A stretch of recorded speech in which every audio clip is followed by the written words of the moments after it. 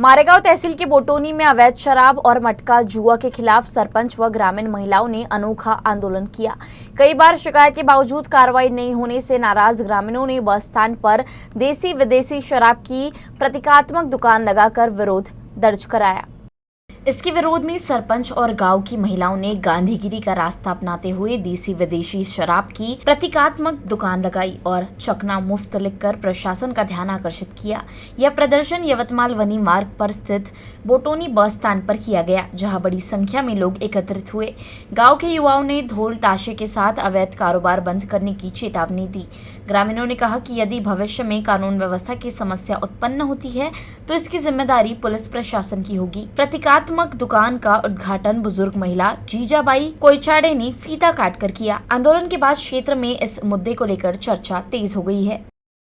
आम्ही सर्व महिला बोटणीच्या आहे। आम्ही दारूबंदी यासाठी मारेगावला निवेदन दिलं आहे, वनीला निवेदन दिलं आहे, तसं यवतमाळला पण निवेदन दिलं आहे। पण अजूनही काही त्या दारूबंदीची काही अजून लक्ष दिलं नाही।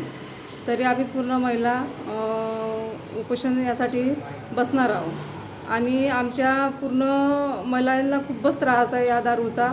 शाळेच्या विद्यार्थ्यांना पण खूपच त्रास आहे आणि शाळेच्या आजूबाजूला दारूचा धंदा आहे, मटक्याचा धंदा आहे, हा बंद करावा अशी आमची सर्व महिलांची विनंती आहे। आमच्या गावामध्ये खूप दारू विकत आहे, दुकानामध्ये सुद्धा विकत आहे, घरी सुद्धा विकत आहे आणि त्यांनी दारू पिऊन घरी खूप त्रास देतात। आम्ही करायचं तरी काय? त्या मुलंसुद्धा लहान मुलंसुद्धा उपाशी राहतात। मग आम्ही काय करायचं?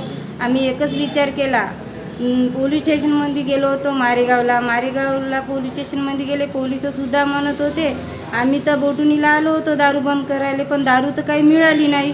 पण बाया म्हणत होत्या दारू असूनसुद्धा पोलीस लक्ष देत नाही। मग बाया म्हणत होत्या पुन्हा का पोलीस पैसे खात असन म्हणून त्यांनी काही करत असन म्हणून त्यांनी त्या पोलीस त्या दारूवाल्याला काहीच करू शकत नाही आहे।